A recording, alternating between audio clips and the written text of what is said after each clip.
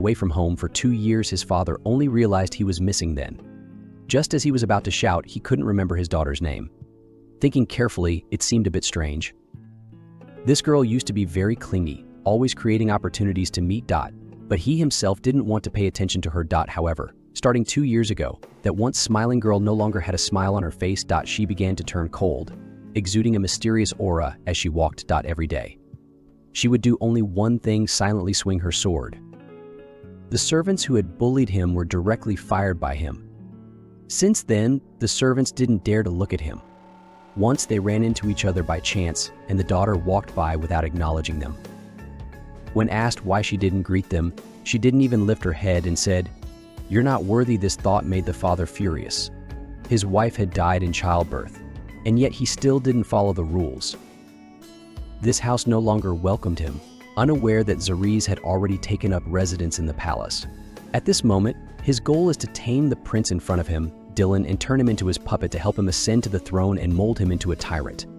He seeks to avenge the injustice of the torment endured over the past 400 years and take revenge on the entire royal family.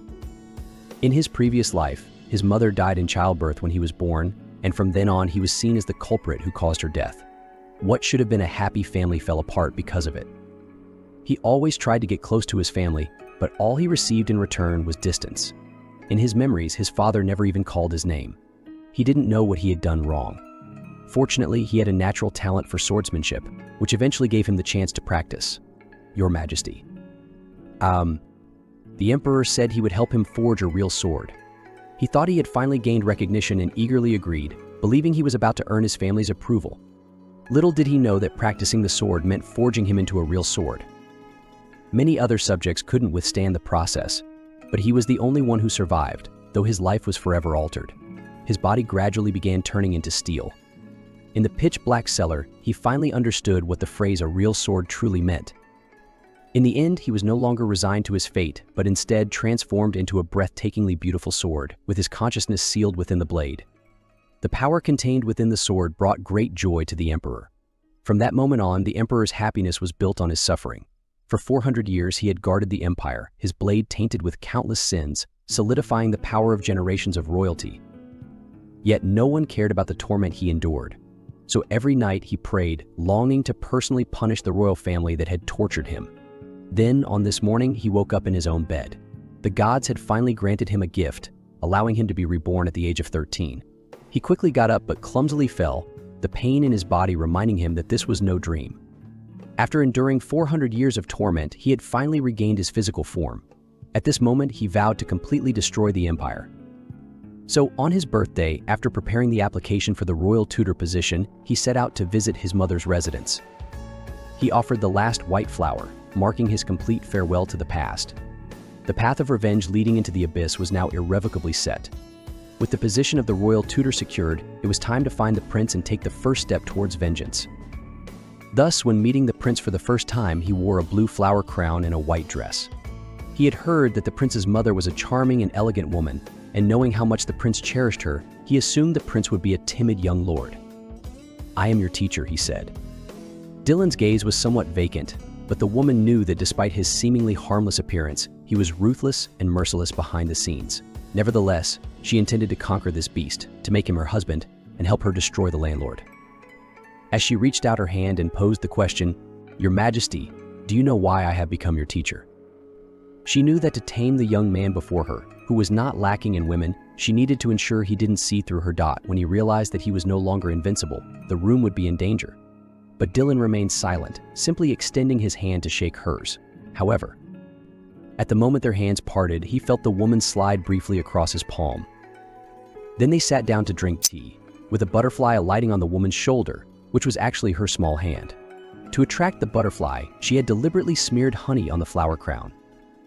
Dylan, indeed, showed interest and said, "From now on, you will be my teacher." This marked the successful first step for the woman. She moved back into the familiar yet strange palace. Every time she sat there, she could still hear the heart-wrenching screams, which came from herself. She could never forget the torment she had endured over the past 400 years in this very place. Unexpectedly, on her first night in the palace, the woman encountered an assassin. With just a casual wave of her hand, the attacker fell to the ground, lifeless. Even in his final moments, he couldn't believe it, thinking, You're just a so-called honor knight." Little did he know, when the woman was fond of swords, her ancestors were still playing with sand. Encountering such an event on her first day in the palace indicated that other princes were involved. After all, Dylan, who had never contended for power, was suddenly receiving assistance from someone. It's hard not to suspect that he's involved in the struggle for the throne. The assassin must have targeted Dylan as well. The woman was considering whether to help, but she heard cries of pain coming from the quiet corridor. It seemed Dylan had handled it himself. Indeed, after a week of concealing his abilities, they continued to meet and dine as usual, but neither mentioned the events of that night. The prince still pretended to be useless. Just like now, after practicing swordsmanship for just 5 minutes, he would be panting and insist on resting for an hour before continuing. Despite being exceptionally strong, he insisted on acting as though he were completely incapable. This was likely part of the teachings of his mother, the 7th queen. The 7th concubine shone brightly in her youth, which made her the target of jealousy from the other concubines, leading to her tragic end. Therefore, she taught Dylan to be low-key and to survive at all costs. This final teaching became Dylan's creed, causing him to avoid fighting for the throne and to endure silently. For 10 years, he honed his skills, ultimately supporting the 5th prince in ascending to the throne while controlling everything from behind the scenes. But what if that final teaching had been, if you cannot obtain the empire, then destroy it? How mad would Dylan become then? This is precisely Xerxes' goal. As long as the concubine is dealt with by autumn, Xerxes can carry out his plan to use Dylan to destroy the empire. But before that, there's a chance to make some profit. And that involves getting Dylan to notice him. He squats in front of Dylan and directly asks, "Your Highness, do you plan to keep pretending forever?" At that moment, he senses Dylan's strong weariness, but before Dylan can say anything, he gets up and leaves. In any case, the goal was achieved. During the theory class, while a normal lesson would cover at most 5 pages, he insisted, "Your Highness, read 50 pages first on the first day of study."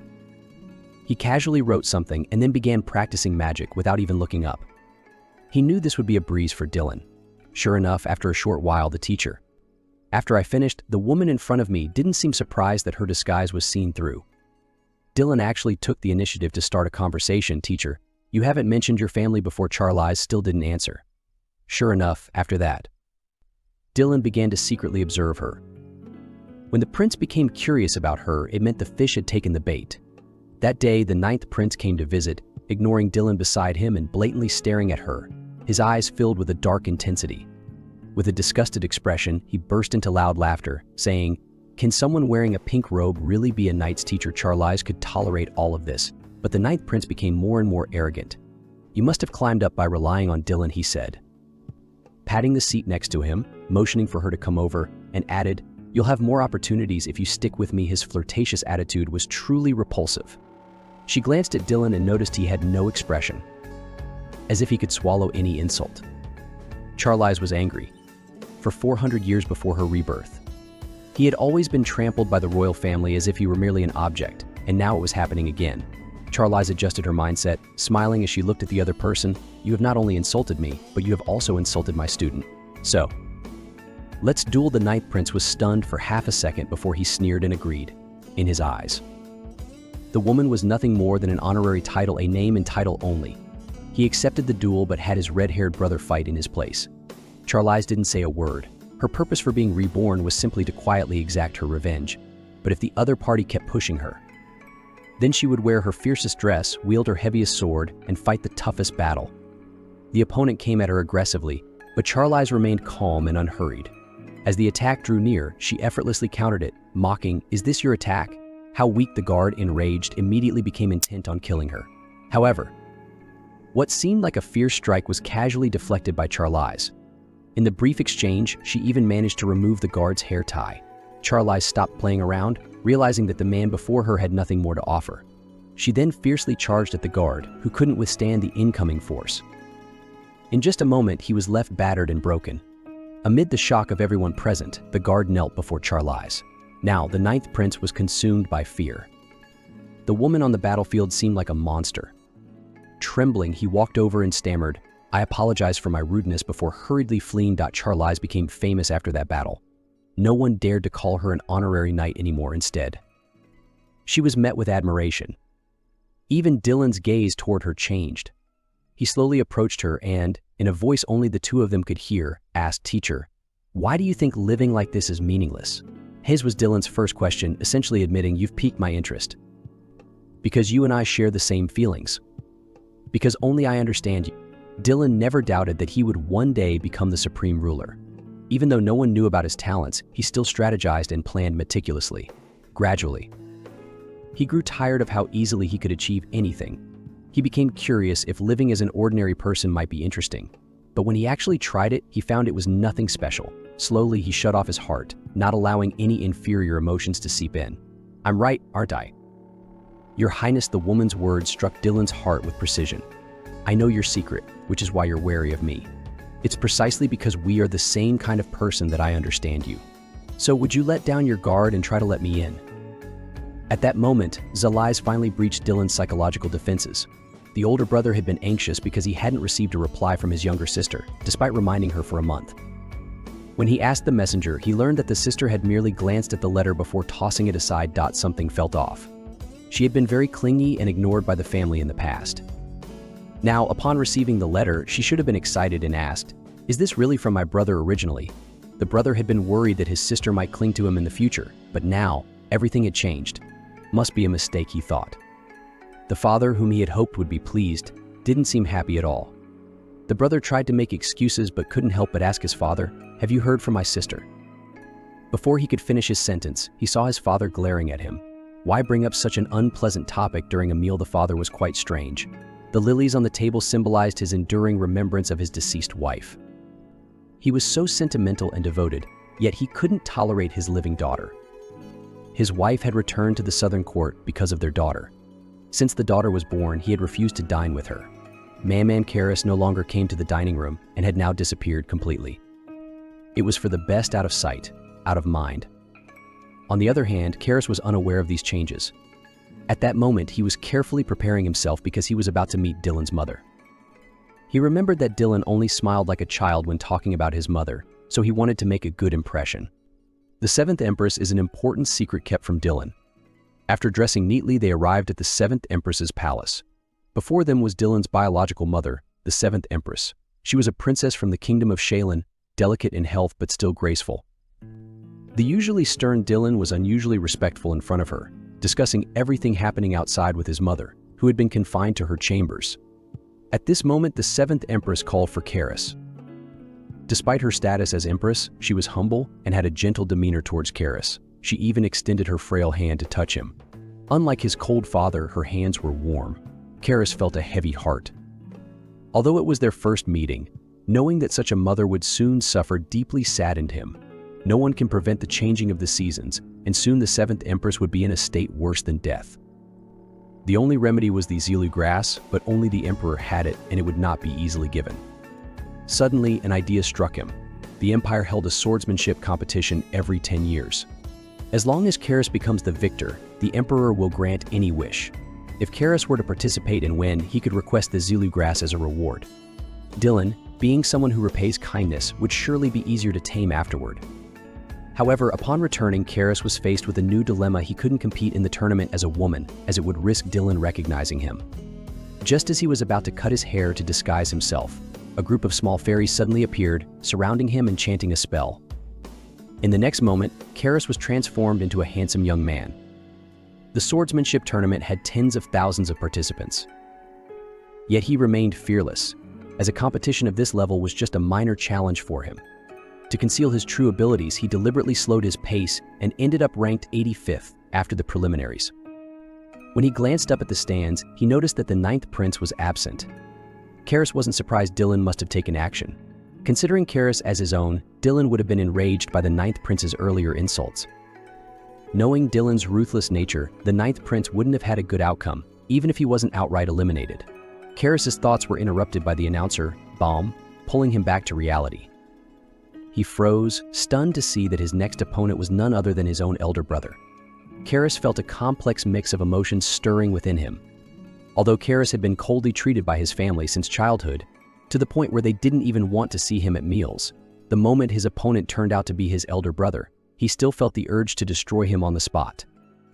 As the battle began, Karis neither dodged nor flinched because the best way to shatter someone's spirit is through sheer disdain. Every one of his brother's moves was effortlessly seen through by Karis, leaving his brother questioning his very existence. Despite honing his sword skills for 10 years, he couldn't land a single strike. Instead, his own armor was slashed by his opponent.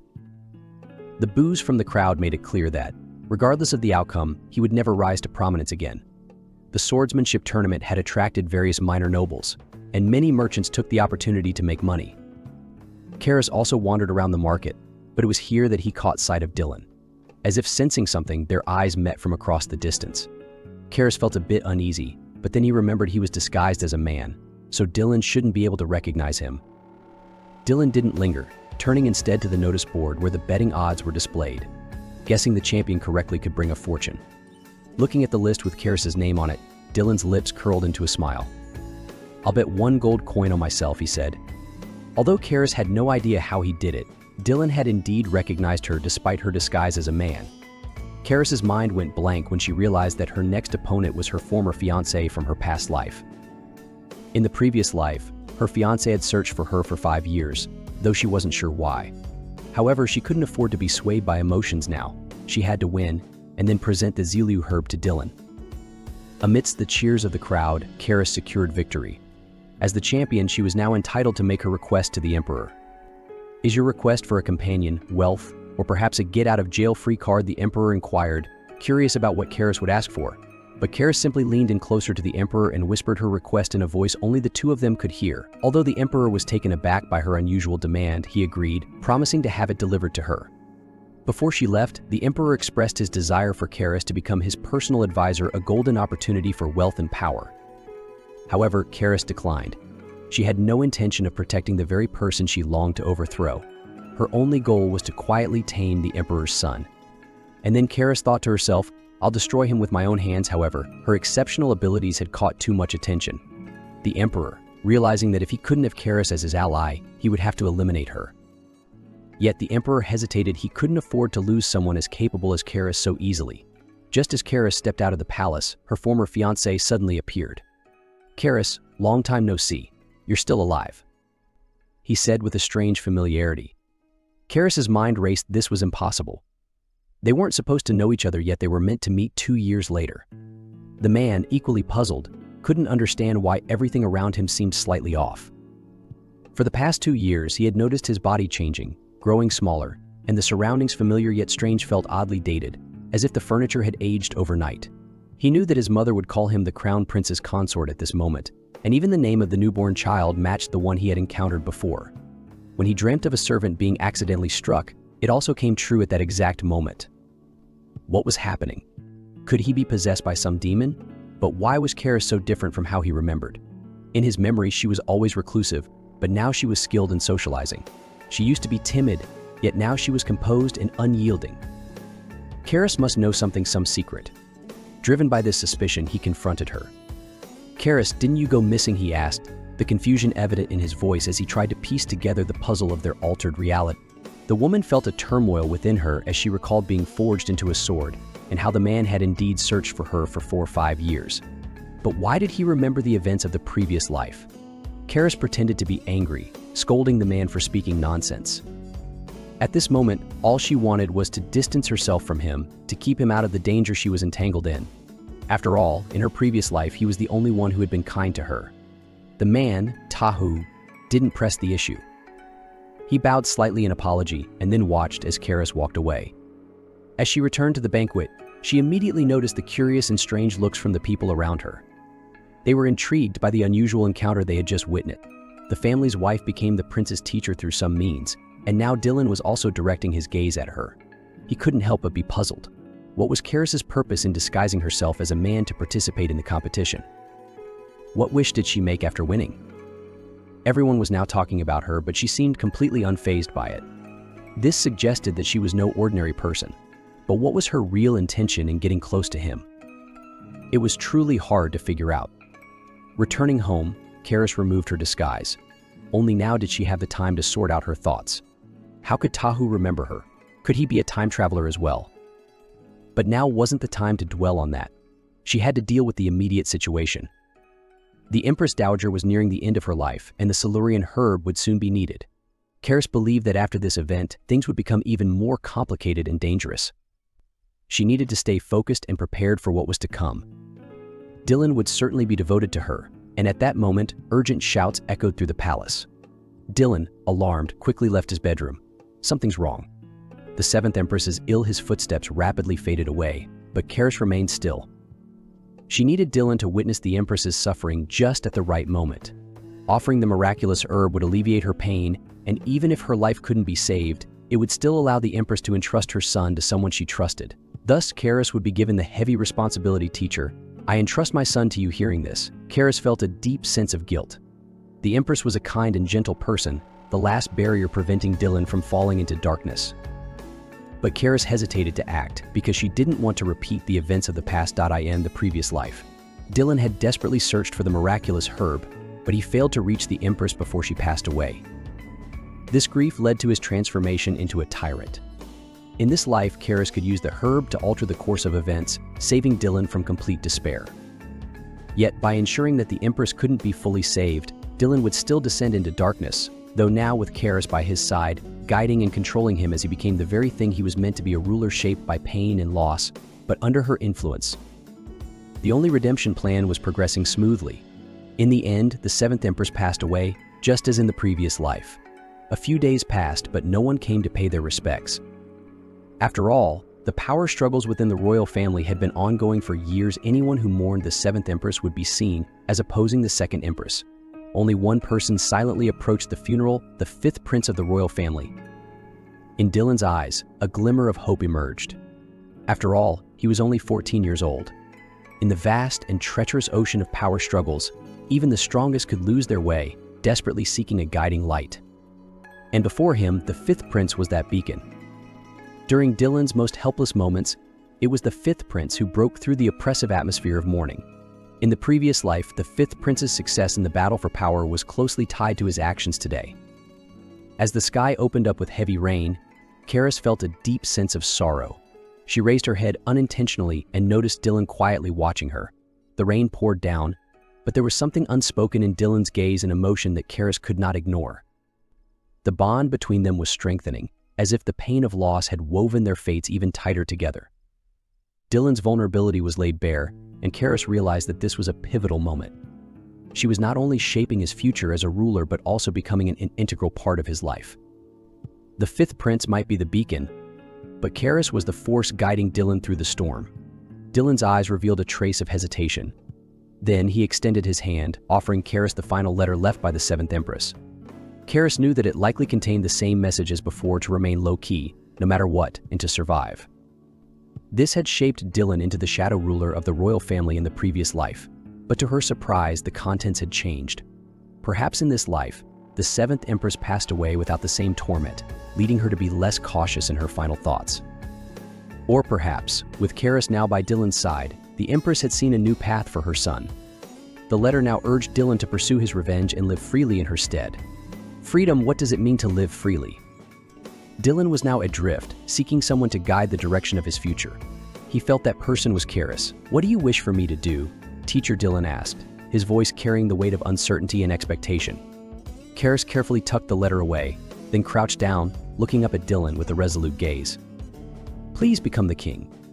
The first will gladly serve as your first knight. Her words were firm, and her loyalty undeniable.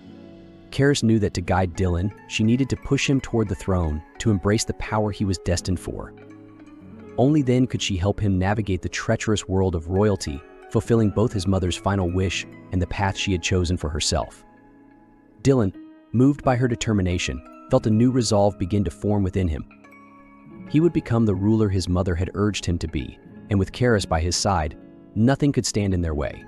Dylan, seeing Karis as his only ally, fully trusts her and agrees to her wishes without hesitation, even when they involve becoming a tyrant and destroying the empire. Karis is surprised by how easily she was able to manipulate Dylan, expecting it to be much more challenging. This passage shows a pivotal moment in Dylan and Karis's relationship. Dylan, feeling vulnerable and alone after his mother's death, fully submits to Karis, asking her to guide him. Karis, driven by her own desire for revenge, manipulates Dylan, encouraging him to become a tyrant and ultimately destroy the empire. Dylan, surprisingly, agrees without hesitation, highlighting the deep trust or perhaps desperation he feels towards Karis. This marks the beginning of a dark alliance, with Karis steering Dylan's path to fulfill her own vengeful goals. In this quiet moment, Dylan's vulnerability and his growing attachment to Karis are evident. Despite his outward attempts to appear strong and composed, he's deeply affected by Karis's unwavering loyalty and the lengths she has gone to protect and support him. The hesitation in his actions, such as pulling back from touching her, highlights his inner conflict caught between his emerging feelings and the fear of losing the only person he has left. This emotional turmoil is a sign that Dylan is beginning to see Karis not just as a mentor, but as someone much more significant in his life. At the age of 14, Dylan experienced his first flutter of emotions. He really wanted to grow up quickly. If he became an adult, no matter what wish you made, he would be able to fulfill it. Love is very beautiful. It always provides some goals for those who are confused, motivating them to strive with all their might. 4 years later, Dylan emerged victorious in the air competition and was officially appointed as the Crown Prince. Despite holding immense power, his face showed no emotion, only coldly handling the congratulations from all directions. But when he heard Karis's praise, he couldn't contain his emotions. His eyes were now dazed, as if tearing apart his resolve. He reached out to stroke Karis's face, and his memory went back to that afternoon 4 years ago. On that day, Karis hadn't actually been asleep but was fully aware of everything that happened. The young man who wanted to help him remove the petal seemed to have truly grown up. The prince had finally found his inner belonging but was pushed away by the person he liked. Just now, Karis had an audience with a guest, a newcomer. Upon meeting Shai for the first time, Karis presented a special gift, a goldfish plant and a colchicum, symbolizing greed and desire, and that the best times had passed. Karis sensed the other's warning meaning, as their thoughts were written all over their face. This clearly told him and the prince that the best times had passed, and they should leave quickly without being greedy. No wonder the other party reacted this way. 3 years ago, he had specifically gone to the Seven Princes' consort's home country to study, intending to use Dylan's deep respect for his mother to create similarities between himself and the Seven Princes' consort, thereby gaining Dylan's favor and securing the position of Crown Princess. Since he was the only woman around Dylan, and there were rumors of a close relationship between them, it was hard not to see him as a rival in love. Karis wasn't angry, she just pushed forward the orchid stem representing a noble lady and smiled, asking if the other wanted to be the Crown Princess. Lamia looked shocked, with 1,000 words condensed into a single alley. Dylan received Karis's suggestion that Lamia was the best candidate to become the Crown Princess and expressed his hope for their marriage. While recounting Lamia's background, he failed to notice Dylan's increasingly somber expression. It was when Dylan grabbed his hand and lightly slid his palm that Karis was taken aback, suddenly recalling that he had made the same gesture before to catch Dylan's interest. Dylan was trying to win Karis's heart, but Karis knew they should maintain distance and withdrew his hand.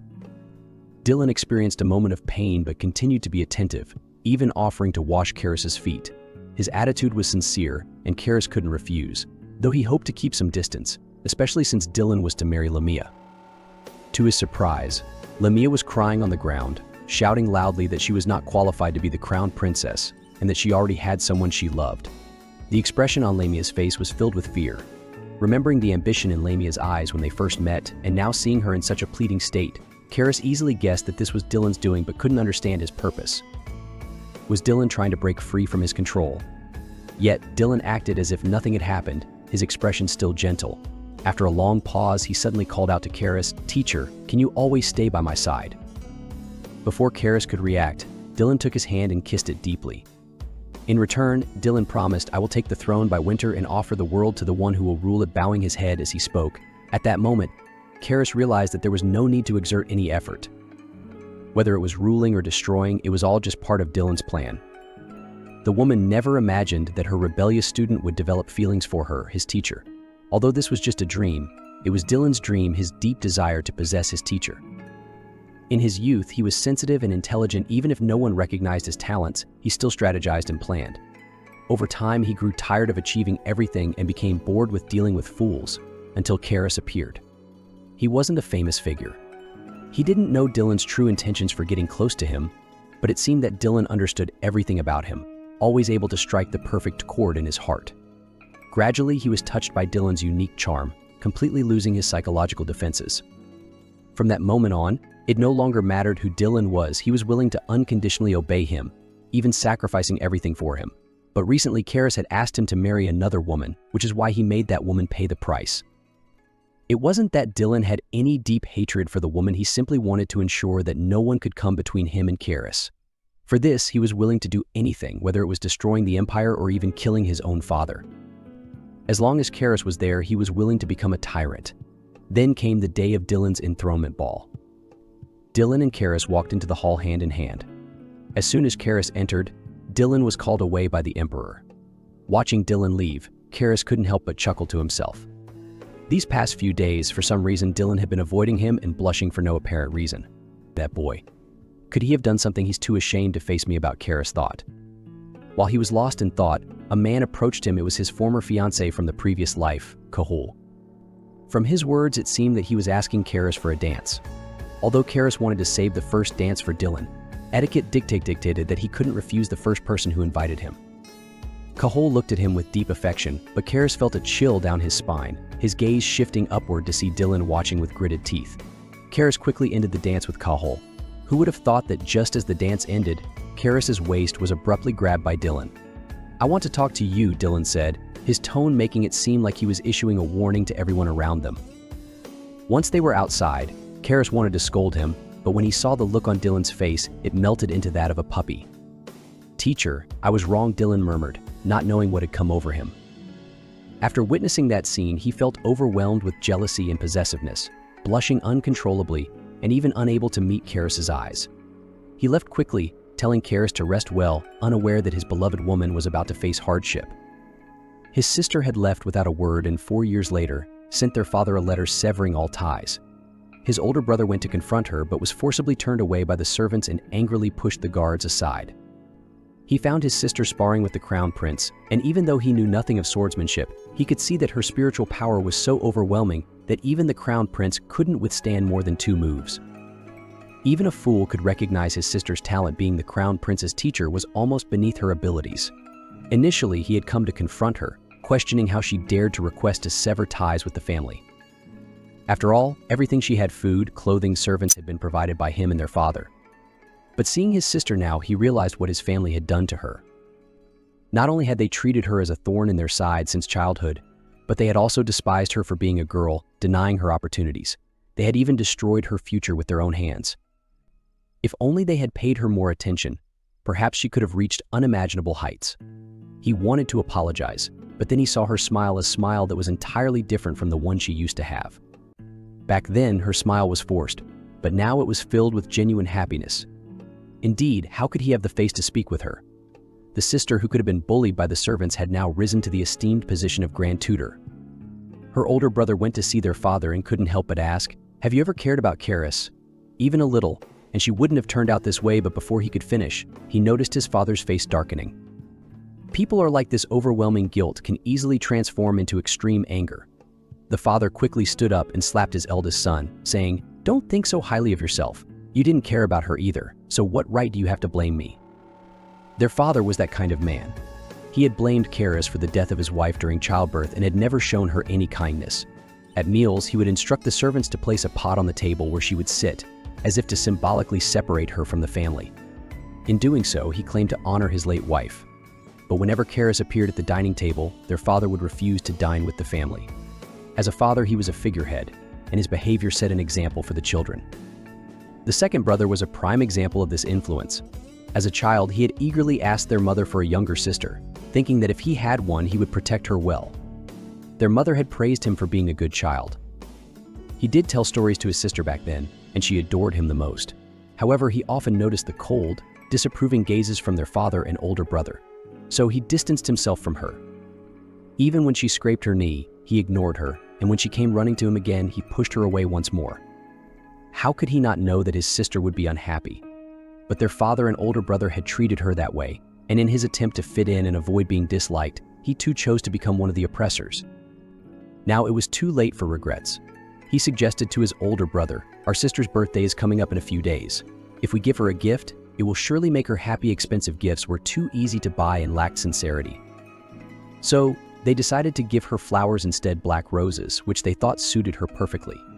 The two brothers agreed on the plan, and without saying a word, they shoved the bouquet of black roses into their sister's arms. How could he not know that his sister would be unhappy?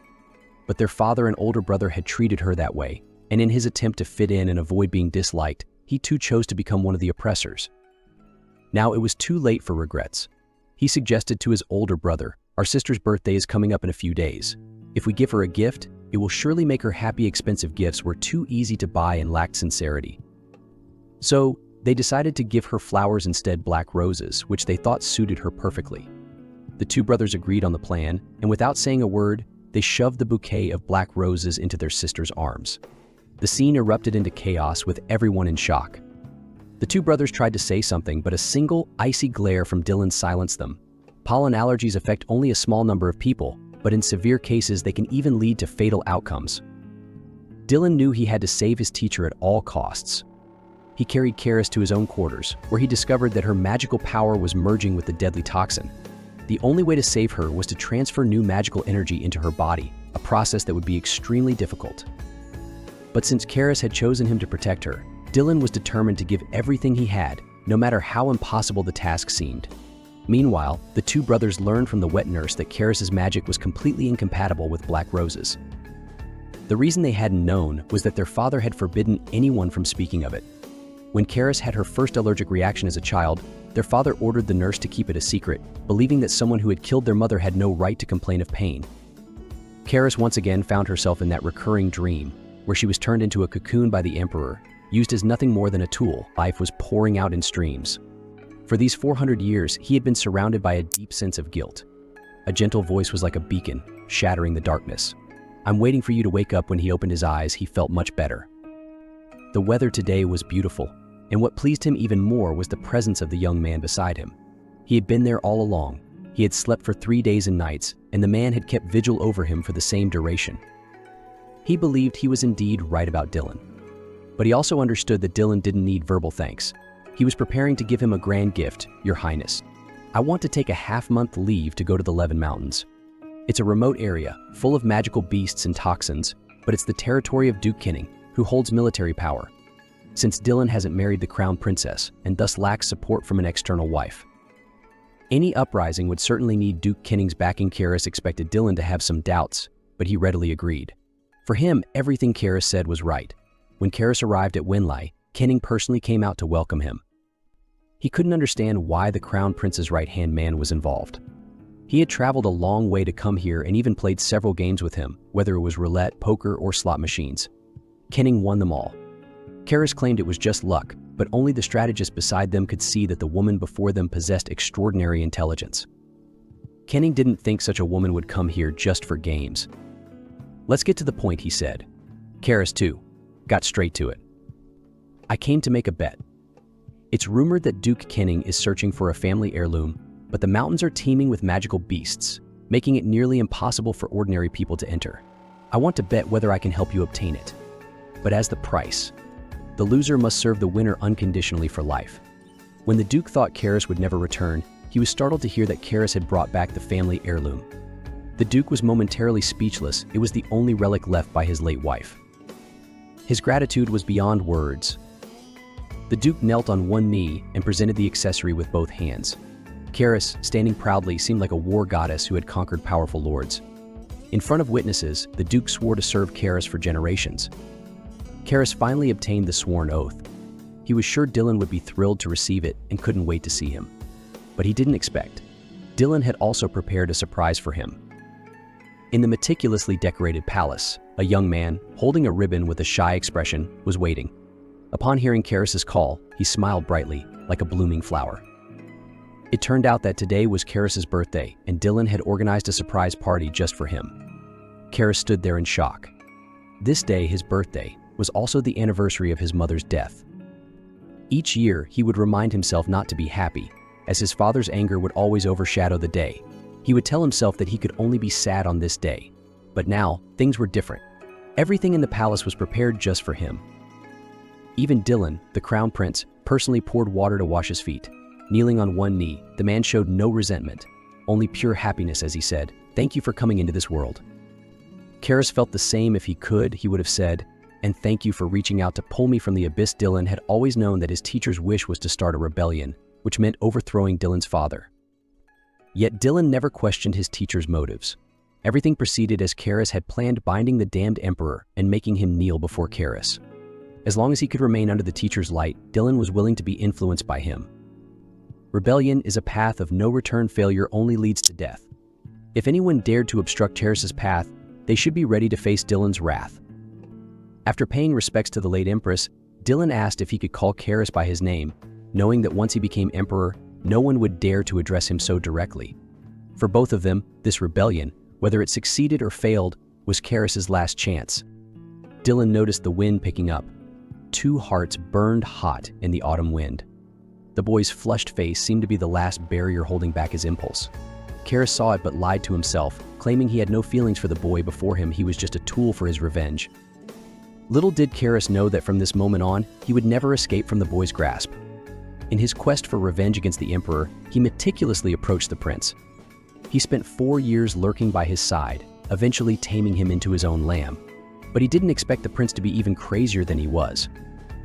Originally, he planned to expose the emperor's crimes to the public and then personally execute him. Only by doing so could he resolve the hatred that had festered for 400 years. But Dylan had other thoughts. When he cornered the emperor in the back mountain, he carefully recalled everything. He knew the purpose of his teacher approaching him was nothing more than to exact revenge on his father. But if he truly became his teacher's tool, then his reason for living would vanish, wouldn't it? There was a time when Dylan didn't understand this. It was his teacher who taught him that he must fight for what he loves. So even though Dylan knew his teacher didn't love him, he still wanted to keep his teacher alive. He was willing to be resented as long as his teacher could live. Dylan planned to kill the emperor before Karis arrived, but as he raised his sword, he suddenly paused. Instead of killing him outright, he thought of a better idea. Dylan dragged his father to the palace and forced him to swallow the fragments of aetherite. Just like how his father once treated Karis, Dylan would watch as his father's body slowly turned to steel.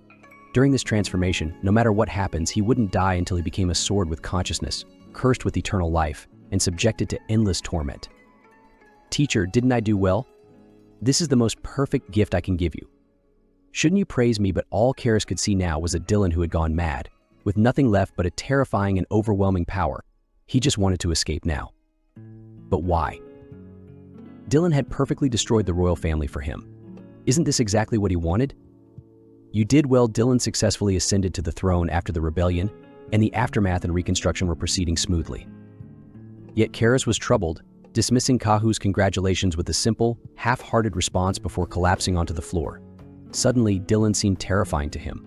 The once pure and innocent boy was now completely consumed by darkness, and it was all Karis's doing. Who else could he blame? He had to end this. He needed to see Dylan one last time and then escape. But Dylan. When Dylan received the news that Karis wanted to meet, he had already gathered some information about Karis's recent activities. Karis had just been talking with Kahu again with that Kahu. Dylan had heard before that Kahu, and his teacher had discussed the topic of engagement. Was Kahu a rival? But Dylan didn't believe he could possibly lose. Still, why did he feel a slight sense of unease? The sound of footsteps echoed through the hall. Your Majesty, the imperial teacher Karis requests an audience with the Empire's son. This would be their final meeting. Karis had to escape after this. He wore a luxurious ceremonial robe, preparing to see the emperor he had helped ascend the throne one last time. To Karis, Dylan was just a tool for his revenge, one that had transformed from a pure, blank slate into something now completely engulfed in darkness by his own doing. 2 hearts burned hot in the autumn wind. The boy's flushed face seemed to be the last barrier preventing Karis from acting on his impulses. Karis saw it but lied to himself, convincing himself that he had no feelings for the boy in front of him, that he was merely a tool for his revenge. Yet from that moment on, Karis would never be able to escape from Dylan's grasp. Karis had been plotting his revenge on the emperor by getting close to the prince. He spent 4 years by his side, ultimately taming him into his obedient lamb, but Karis didn't anticipate that the prince would be even more mad than he was. Initially, Karis planned to expose the emperor's crimes to the public and then execute him with his own hands, believing that only such an act could quell the hatred he had harbored for 400 years. But Dylan had a different idea. Dylan himself felt no joy. His emotions were a tangled mess, with only the rustling leaves breaking the silence around them. After a long pause, Dylan finally spoke, breaking the stillness. And you, do you have someone you love? For some reason, when Dylan asked this, Karis's thoughts suddenly drifted to him, the man who had been his fiancé in a previous life. After Karis's disappearance in that life, the man had searched for him tirelessly for 5 years. Karis harbored a special feeling for Kahu, but it was merely gratitude and nothing more. Without hesitation, Karis answered no. Then, after a brief moment of thought, he asked, "Your Majesty, who is the person you love?" Dylan's heart tightened. He knew he couldn't say it. He had a strong premonition that if the words "I love you" were to leave his lips, everything would change irreversibly. He must have lost, but that moment of hesitation, was it noticed by Zalaz? The trembling hands and the strong facade only made Zalaz more certain of his thoughts. Perhaps he could use this to control him and then destroy the Empire. Just how much does Dylan love him? From the newly assigned room, his position has become incredibly important. After all, this purple ice chamber can be considered highly significant. It is the Emperor's room. If the palace were compared to a person, this room would represent the heart. In the swordsmanship class, Zalaz changed the training method. He coated the sword used in practice with a potent poison. He intends to have a different kind of training with Dylan. Dylan is engaging in a life-threatening live combat exercise. However, Dylan knows this is Zalaz testing him. If he didn't love, he would fight with all his might. But he truly cannot bring himself to harm the woman he loves. In the moment of sorting out his thoughts, the sharp sword is already pressed against his throat. As Zalaz anticipated, he can indeed use Dylan's feelings to his advantage. After all, love will eventually become mundane, only revenge remains significant. Yet, romance is unwavering until death. How their relationship will develop is uncertain. His rival and the woman he loves have gone out together, and he is panicking. It's inevitable that the two of them will become closer as they act together. It's long been heard that they are engaged, and now that the teacher proposes to stay at Kahu's house, what should he do?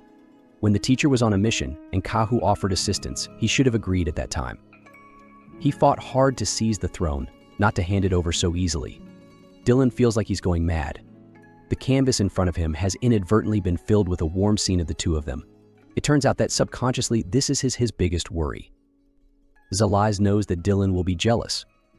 This is good only by making him feel a sense of crisis can he achieve his goal of manipulating him.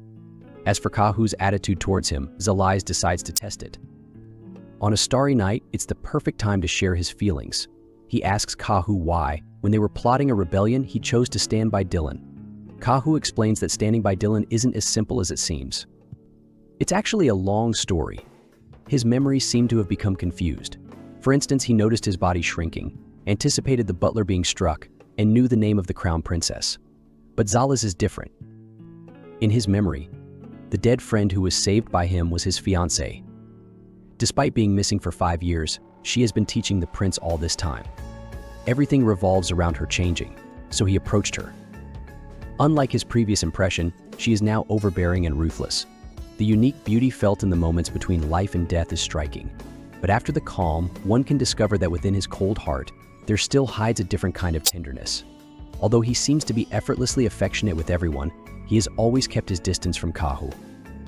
Unwilling to give up, in the years of pursuing Zalaz, an inexplicable emotion has surfaced in his heart. In the dark night, Kahu's eyes are as brilliant as jewels, and his gaze toward Zalaz is filled with an unspoken confession. Rather than saying I chose Dylan, it's more accurate to say that from beginning to end, I have always chosen you. Zalaz doesn't know how to respond. Kahu is the only one from his past life who has always been. He doesn't want to involve Kahu in this life's events as well. But what can be confirmed now is that Kahu has also traveled through time.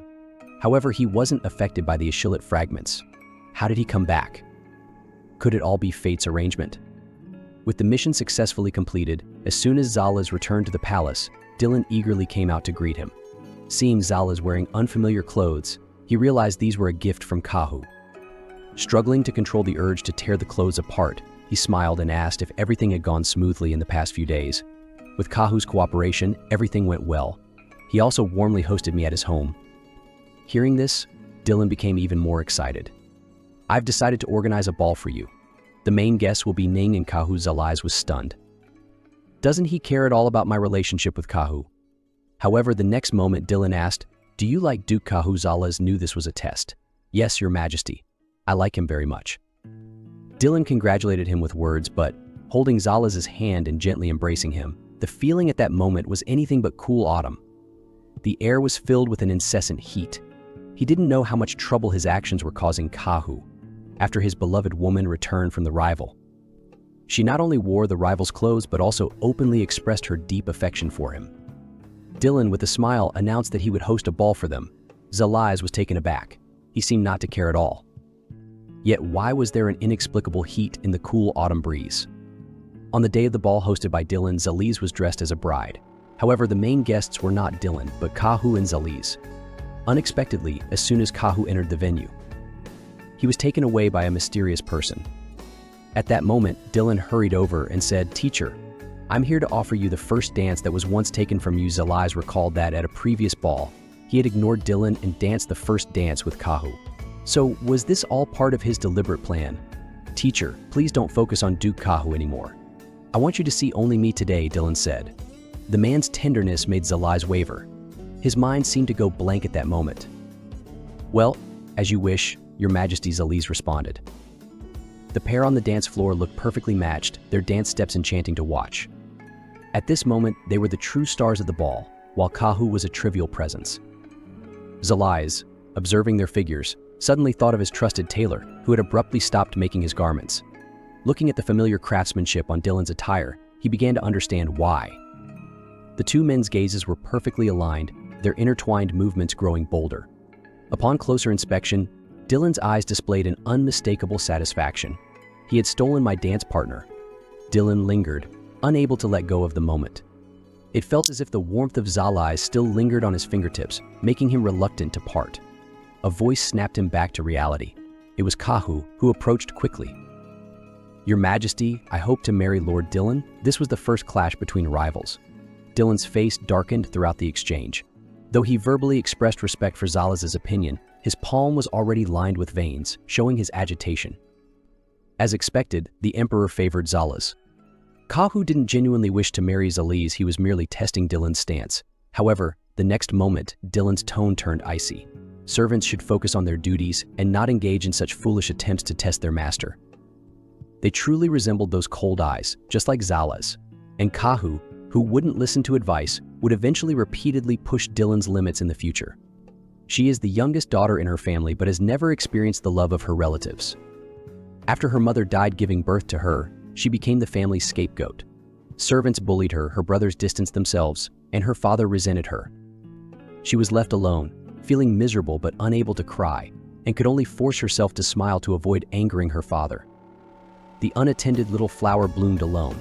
Now, she has risen to the position of the imperial tutor. At the celebration banquet thrown by the emperor in her honor, she encounters a subordinate. The knight immediately perceives her pain with a single glance. He reaches out and lifts her blushing face, offering, "No matter the problem, I can help you solve it." It turns out that what troubled her subordinate was the children rescued during the last crackdown, who had now become orphans with no place to call home. The nobles treated them like trash. The subordinate stepped up to care for them, asking only that a place be found for the children. He snapped his fingers, and a shadow suddenly appeared, immediately summoning the nobles for a meeting. The nobles, usually haughty, were now seated seriously, while he sat in the center. He instructed them to immediately construct an orphanage. The subordinate was surprised to see the usually proud nobles now behaving like docile lambs. Was this the power of the imperial tutor? In truth, these nobles were not foolish, they could sense the delicate relationship between the emperor and the imperial tutor. No one dared to make trouble. To Zalais, these children were like his own childhood self, drifting as leaves do in the wind. Having weathered storms himself, he always wanted to shield others. On the day the orphanage was completed, Zalais and Dylan both attended. In the freezing winter, at -30 degrees, the children had never felt so warm. One child approached them and, with a toothy grin, asked brother and sister, "Are you lovers?" Dylan, blushing, admitted it briefly before handing the child a piece of candy. The little matchmaker seemed to know how to get things done. Zalais, watching from the side, was stunned. Dylan was genuinely happy for the first time because of someone else's words. "Teacher, we will always be together," he said, and Zalais understood Dylan's feelings. He had accompanied Dylan for 6 years, although it was initially for the purpose of avenging the royal family. Even so, if the other person was Dylan, he didn't want him to get hurt. He had developed feelings for him. As the New Year's bell rang, he wished time could stand still in this moment. Zalais had become the imperial tutor, and the family's threshold had been trampled flat. The family was stunned. They didn't know that Zalais had already signed the application for disownment and was no longer associated with them. They were left with regrets. wondering why they had treated him so poorly, constantly denying his worth. After all, he had caused his mother's death. If it weren't for him, she wouldn't have died during childbirth. He wouldn't take revenge on them. They should have just knelt down when he arrived. But wait, there might still be a chance to mend things. When Zalus raised his troops in rebellion, perhaps he had sent the application for disownment out of fear of failure, not wanting to implicate his family. However, upon reflection, they realized that Zalus simply didn't want to acknowledge them as his family. After all, when he was very young, they told him that no matter how hard he tried, he would never be their son. They wondered if they should proactively apologize. However, they remembered the last time they sent flowers, which nearly led to Zalus's death. They decided it was better to gather more information first. The eldest brother approached Kahu, but before he could speak, Kahu asked how they managed to cultivate Zalus into such an outstanding individual. The eldest brother was deeply ashamed because no one had ever systematically taught his sister. They had only provided basic guidance. When she was young, she spent all her time alone in her room, which was her entire world. Kahu looked at him in disbelief, questioning if they were really Zalus's family. Returning home in a daze, the eldest brother collapsed into his wife's arms. He suddenly thought of something. Did you ever hate him while giving birth? After all, you almost died during childbirth because of him. Didn't you resent him? The eldest brother hoped his wife would express hatred, as it would validate their family's animosity towards Zalus. But seeing his wife seemingly lost, he slapped her after drinking. He couldn't understand how a husband and father could say such things. During the 10 months of pregnancy, she could clearly feel the life of the child. How could she harbor resentment simply because of the difficulties she faced? Zalus's mother was lost in thought as she recalled the day she gave birth to Zalus. Outside the door, he clearly heard his mother tearfully sacrificing her own life. As a noble, he had received high-level education but could not understand that maternal love surpasses life itself. Meanwhile, Zalus was completely unaware of this. He was being well cared for by the Emperor, and the love and recognition he had longed for throughout his life had never been attained. Those sentimental desires were burned away when he was reborn. Unexpectedly, in his quest for revenge, he approached Dylan, who mended his broken self. Zalus had always been afraid to admit or accept his love for Dylan. Perhaps it was time to be bolder. He gazed at Dylan's figure and asked, "Your Majesty, if possible, do you want to possess me alone?" He had fallen in love with his teacher, and to make his teacher happy, had trampled on his own father and seized the throne. He provided his teacher with a grand residence and noble titles. Yet, despite his profound love, he realized that his teacher still viewed him merely as a tool for revenge. Not only did his teacher stay at his rival's house, but he also publicly declared his affection for someone else. Caught off guard, Zalus watched Dylan's figure and asked, "Your Majesty, if possible, would you like to have me all to yourself?" Dylan was instantly stunned. Just looking into his teacher's eyes, he couldn't help but fantasize about various scenarios. He had imagined countless times being close to his teacher, but each time he truly tried to approach, he hesitated. For Dylan, as long as Karis could stay by his side, it would be the greatest honor. Becoming an emperor was never his goal. He only understood that his teacher resented this world. Therefore, to attract his teacher's attention, he had devoted himself to restructuring the economy and developing the military after ascending the throne, then invited his teacher for a discussion, declaring his intention to conquer the land and destroy this ugly world in order to live with Karis. His teacher should understand his feelings, right? He waited calmly for his teacher's response, though his heart was already in turmoil. Hearing Dylan's plan, Karis was overjoyed and blushed at that moment. The teacher's praise felt like igniting a fire within him. At that moment, everything felt worth it. He calmed his emotions and finally took the step he had been afraid to take. "Teacher, I really like you," he said, hoping for Karis's response. To his surprise, Karis remained silent for a long time before finally saying, "Your Majesty, I also like you." Dylan understood that Karis was avoiding the issue. To Karis, liking someone was the opposite of dislike, representing a bond between people. He had once thought he could accept any response from his teacher, but hearing it in person still brought him pain. He knew that Karis always had his own secrets, and he didn't want to know what they were, because no matter what, he would always stand by his side. He didn't fully understand what the word "like" meant before. As a child, he lived like a walking corpse until Karis appeared, as if pulling out the self buried deep beneath the ice. Karis understood his pain and healed his wounds, so for Karis, he worked hard to ascend the throne. He remembered asking himself, "Your Majesty, if possible, would you like to have me all to yourself?" To him, possessing might represent affection, but compared to possession. At that moment, everything felt worth it. He calmed his emotions and finally took the step he had been afraid to take. "Teacher, "I really like you," he said, hoping for Karis's response. To his surprise, Karis remained silent for a long time before finally saying, "Your Majesty, I also like you." Dylan understood that Karis was avoiding the issue. To Karis, liking someone was the opposite of dislike, representing a bond between people. He had once thought he could accept any response from his teacher, but hearing it in person still brought him pain. He knew that Karis always had his own secrets, and he didn't want to know what they were, because no matter what, he would always stand by his side.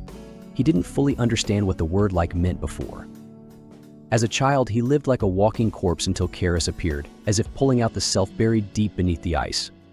Karis understood his pain and healed his wounds, so for Karis, he worked hard to ascend the throne.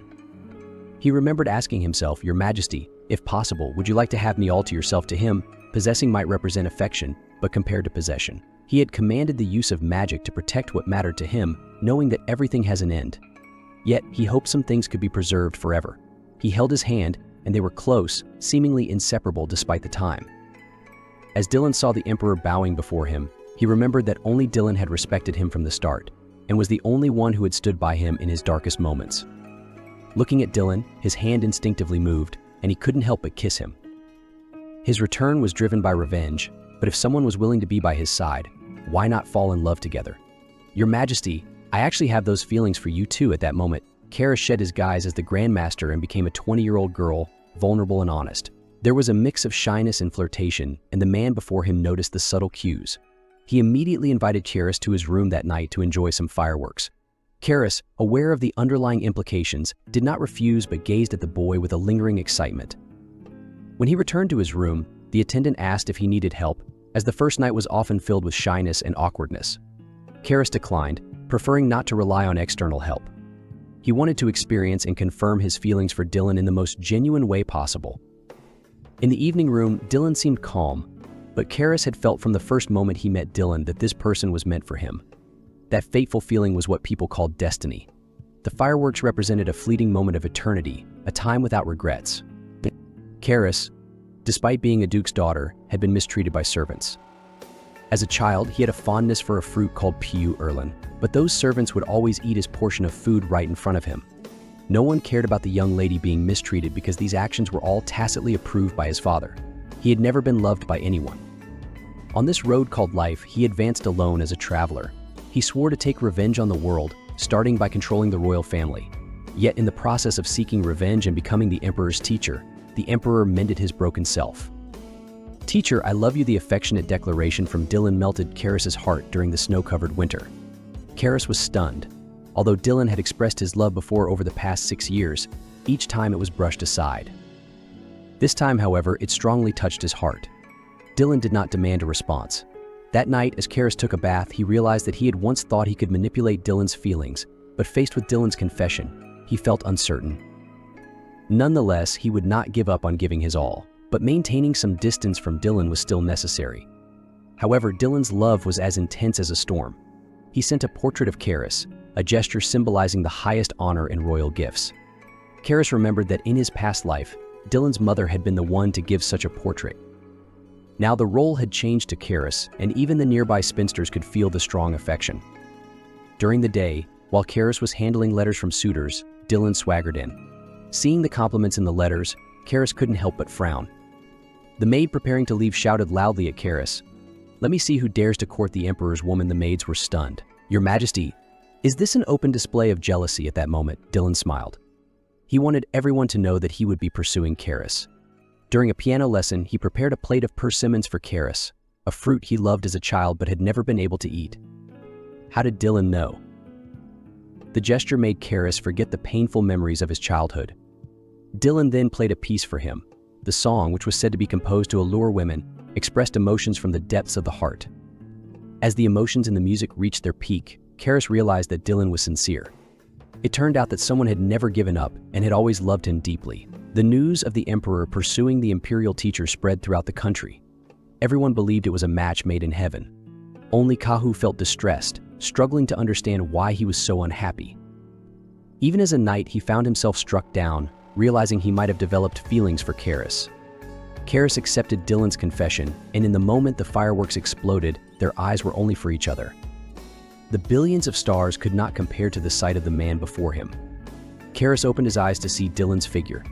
"Karis, if you're not feeling well, you can sleep a bit longer," Dylan said, gently caressing his face. Karis suddenly felt as if it were all unreal. The happiness within reach now was something he could only dream of in his childhood home, where he was never given any love but was instead pushed deeper into despair. Dylan looked at Karis with affection. "What is our relationship now?" Karis hesitated, wondering about their status. In royal etiquette, it was not permitted for the imperial teacher and the emperor to be lovers. The emperor was not allowed to have a lover, only consorts or queens. After thinking for a moment, Karis replied, "We are lovers." He was testing his own position in Dylan's heart. Dylan simply smiled in response. Dylan decided to officially announce their relationship across the nation. The news spread quickly, and everyone happily gossiped about it, except for Kahu, who was filled with distress. Karis had once helped him forget his troubles, but how could he forget her now? His heart ached. He wandered in the wind, clinging to memories, while Karis quietly let go. Eventually, they went their separate ways with no chance of reunion. During a swordsmanship lesson, the two were sparring when Dylan suddenly became flirtatious. Karis tried to retreat, but when she turned her head, she saw Dylan's gentle expression. His smile always managed to break through her defenses. As he stepped closer, she lightly tapped Dylan's face, but Dylan pursued her relentlessly. His blushing face made Karis laugh. Today was their first date, and although Dylan was inexperienced in love, only knowing how to follow typical dating routines, he still made Karis feel happy. However, as dusk approached, Dylan took her to a special place. He seemed in a hurry, as if trying to accomplish everything in one day, wanting to create as many memories with Karis as possible. He had this persistent feeling that the woman before him would one day leave him. He placed his hopes in a legend that claimed if a couple could walk the path at dusk together, they would be able to stay with their beloved forever. This path led to an orphanage they had once built together. Dylan immediately noticed the girl on the swing. Her tooth still hadn't grown in, and her mischievous nature remained the same. The candies Dylan gave her made the headmaster explode with frustration, unaware that the man before him was the emperor. Dylan still remembered the girl's question last winter. "Brother, sister, are you lovers now?" He could proudly answer her, "Yes, we are lovers." It was hard to imagine that the ruthless Dylan from the previous life would go out of his way to confirm something so simple. Suddenly, Karis noticed a girl in the corner who seemed very afraid. Karis noticed the girl's gaze fixed in Dylan's direction as she muttered, "I smell blood." When Karis tried to approach her, the girl only became more frightened. But after Karis left, the girl secretly watched from behind, leaving Karis with an unsettling feeling. Why did she have a sense of impending doom? Back in her room, Karis noticed something on the table. She opened it casually, but the next second, a man appeared and said, "Karis, please leave the emperor, or you will cause his death." They had finally gotten together after 6 years of turmoil, finally walking side by side into the future. But now Karis realized that her presence might lead to Dylan's demise. It turned out there were two gods in this world, one of justice, Aishlik, and the other, a god of evil, Motar. The Kyra project was deeply studied because they were searching for the evil god. They would trap those who consumed fragments of Aishlik in a cocoon and then guide the evil god to descend upon them. However, the control would remain with the host's body, and the host would transform into the evil god.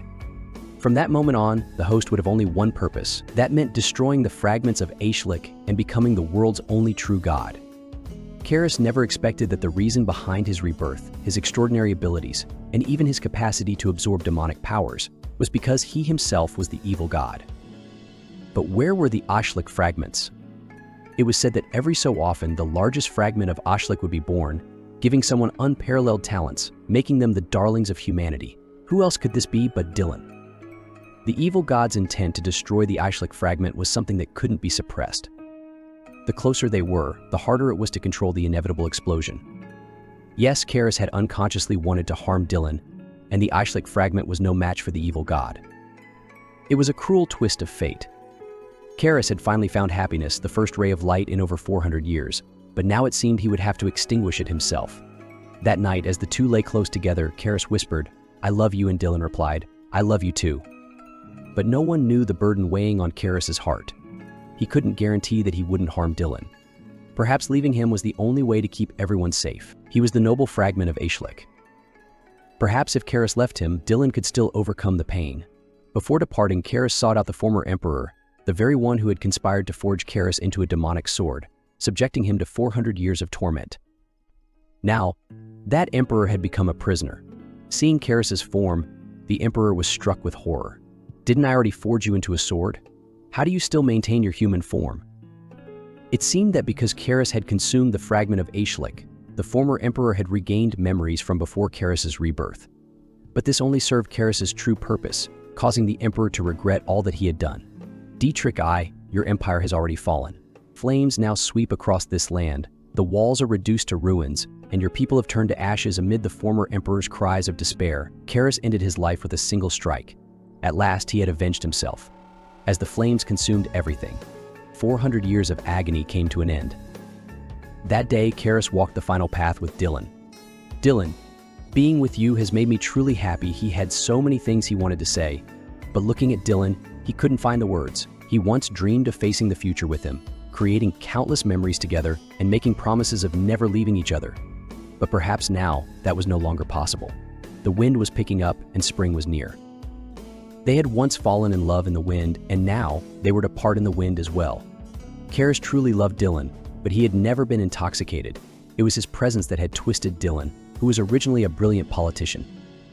If it weren't for Karis, Dylan would still be remembered as a remarkable statesman in history.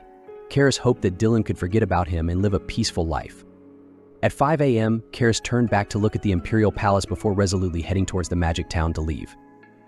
After 6 years, the bride ran away, and the man went completely mad. The vow Karis had made to Dylan echoed in his ears, threatening to tear him apart. How could you tame me and then leave me alone, Dylan thought.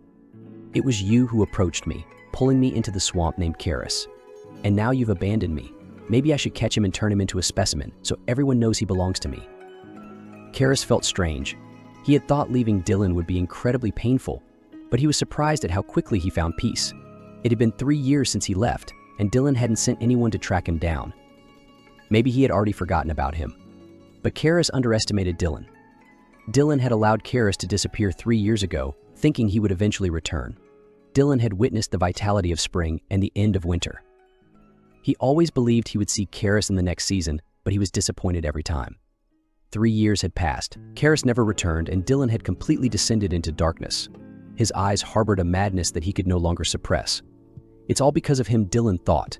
His departure drove me insane. Only by having him can I be happy. I must get him back. Meanwhile, a maid named Mary had been feeling uneasy recently. Since birth, she had been able to identify the color of things by their scent.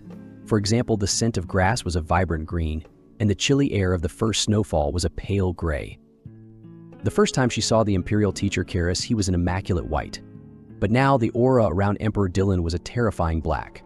Mary suddenly had the unsettling feeling that the Imperial teacher would eventually be devoured by the Emperor. Before she could gather her thoughts, Dylan summoned her. Mary, he said, "Do you miss Karis?" Mary was stunned. Who in the entire palace didn't miss the Imperial teacher? Dylan's lips curved into a smile. "It's time to bring Karis home," he said. "Karis, your freedom has come to an end." He planned to deceive Karis by claiming that Moda's higher-ups had appeared, knowing that Karis would take the bait. Before setting out, Dylan instructed the knights to be vigilant and not let their guard down. No matter what, you must capture him, he ordered. When the Imperial knights surrounded Karis, he realized too late that he had fallen into a trap. With his strength, he could have fought his way out, but seeing his subordinates already rendered lifeless by forbidden magic, he hesitated. In that brief moment of distraction, he was completely immobilized. "I knew you'd be here," Karis Dylan said as he approached. Karis's heart skipped a beat, and in an instant, Dylan had him in his grasp. "I've come for you, Karis. From now on, you must stay by my side." Karis was shocked. The man before him was a stranger. The once shy boy had become cold, and his once gentle voice was now harsh and raspy. "Everything has changed," Dylan continued. "You never came back. Did you expect me to grow old without changing?" Karis was in disbelief. How could someone as pure as Dylan, the embodiment of an Aishlik fragment, emit such a dark aura? It felt as if he had been tainted beyond recognition. "Now, can I do whatever I want to you, just like you used to do to me?" He ran from the Emperor's side for 3 years, but in the end, he was still caught. The moment Dylan grabbed his jaw, Karis felt that the man was completely unfamiliar. The warmth in his eyes had been replaced by coldness, and his voice had become hoarse. His actions were no longer gentle. The Dylan he once loved had completely changed. But who could be blamed for this?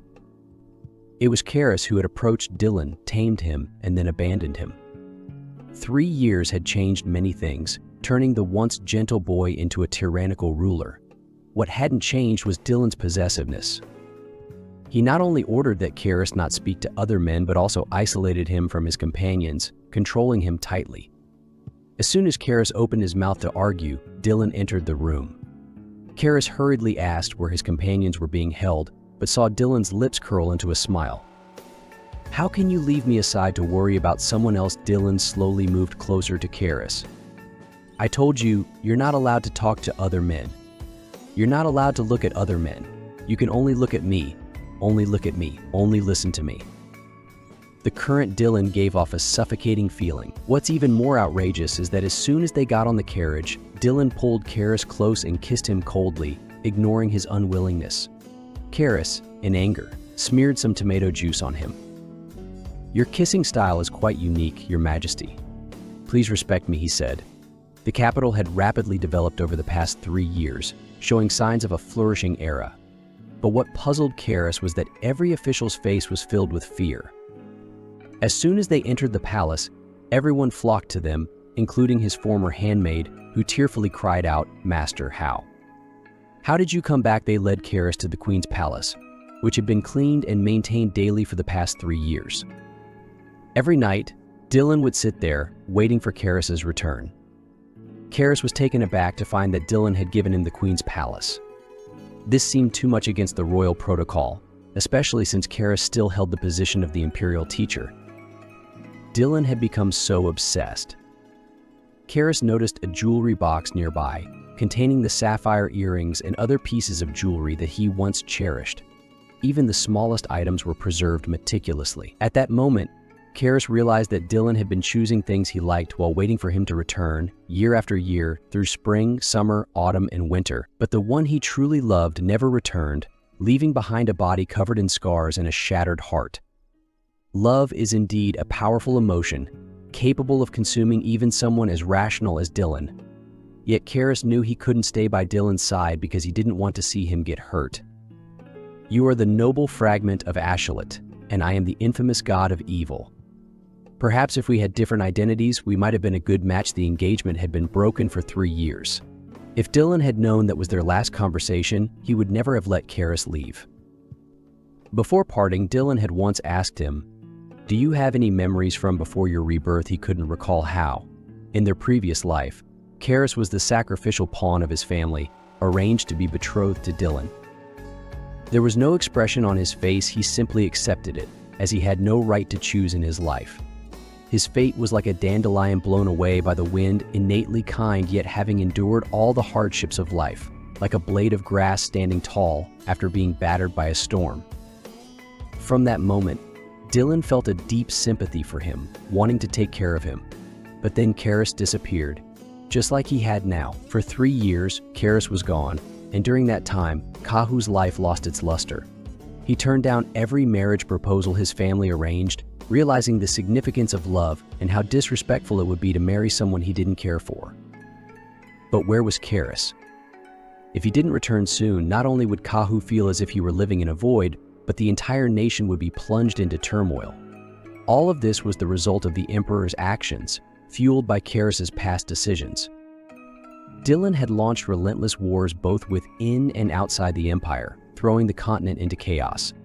Dylan also became unusually compliant, but his emotions were volatile, seemingly destabilized by Karis's absence. One day, Dylan asked Kahu, "If a bird I raised flew away for freedom, should I blame myself for not clipping its wings?" He smiled mysteriously that day, and by the next day he had captured Karis. Afterward, Dylan confined him, effectively clipping his wings. Dylan then sought out Karis's companions, and a blonde companion, terrified, feared Dylan had misunderstood his relationship with Karis.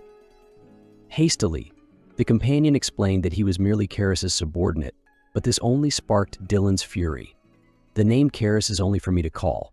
Your courage is commendable," Dylan said, leaving the blonde trembling in fear. In a hurried attempt to defuse the situation, the blonde quickly explained, "I even passed messages between you two when you were dating." This left Dylan utterly speechless, his expression relaxing after a moment. He then asked, "Why did you and Karis go against Moda?" The blonde, panicking, stammered out an explanation. "It's because Karis is powerful." Dylan's lips curled into a slight smile. "Isn't it more likely because my dear teacher was once a subject of the Kira project?" The deduction wasn't difficult after all. Karis harbored deep hatred towards the Emperor, who had always supported Moda's Kira research. Before Karis escaped, he destroyed all the Kira research data, but Dylan had already memorized everything. The list of experimental subjects in the Kira project clearly included Karis's name. Moreover, it was widely known that after his escape, Karis had aggressively targeted Moda personnel. The only reason Karis would join the Blonde's organization was likely out of a desire for revenge against Moda. Despite this, the Blonde continued to bite his tongue, refusing to speak. Dylan casually waved his hand, and a document was handed over, detailing the experiments conducted on the Blonde's sister, complete with records of the torment she endured. As the Blonde trembled violently, Dylan pressed on relentlessly. "I have your sister's remains and her tormentors in my hands. Tell me everything you know," Dylan demanded. Was this truly the Emperor known for his gentleness? If an evil god existed, it would likely look just like this. After extracting the Blonde's information, Dylan was slightly puzzled. In his memories, Karis had never left the estate since childhood. If Karis had indeed been a subject of the Kira project, he would have been administered the eye-slit fragment as an infant, which seemed impossible. Could it be that his teacher was a time traveler? Suddenly, Dylan pulled Karis into a tight embrace. "Wait, I can't be with him," Karis thought, trying to calm his mind, but the closer Dylan got, the harder it was to resist. The whispers in his ear assaulted his mental defenses, and as Karis looked into Dylan's eyes, he felt a greedy desire rising within him. "This is what you wanted," Dylan murmured, then initiated a kiss. The warmth and softness of Dylan's skin were undeniable. Although he was the embodiment of the fragment, he was, after all, still human. Dylan seemed intent on merging with Karis, driven by an insatiable feeling of torment akin to unquenchable thirst that had plagued him for 3 years, as if he were in hell. He held Karis tightly, afraid he would disappear. As dawn broke, the lingering warmth of Karis's presence remained on the pillow. Dylan's heart was in turmoil. Despite wanting to keep his distance, he found himself irresistibly drawn to Karis. Perhaps it was the evil god's heart that led them both to be irresistibly attracted to the eye-slit fragment. This feeling hasn't faded over the 3 years. In truth, Karis's desire for Dylan might simply be rooted in love. He thought time would help him forget, but instead he found himself yearning even more. Dylan embraced Karis from behind. "Teacher, why did you abandon me?" he asked. Karis didn't answer directly. "What do you want now? My kiss or my answer?" The distance and tension between them seemed to reemerge. But Dylan wasn't a child, he wanted both. Yet Karis couldn't reveal the truth. "Your Majesty, I killed the former Emperor." "Don't force me to do the same to you," Dylan responded, "then kill me. Dying by your hand wouldn't be so bad." To most, such a statement would sound morbid, but for them both bound by the eye-slit fragment and the evil god's influence, it was the sincerest expression of love. In that moment, Karis had an illusion that they had somehow returned to the way things were before. The Emperor had already neglected his duties for several days, casting aside matters of state.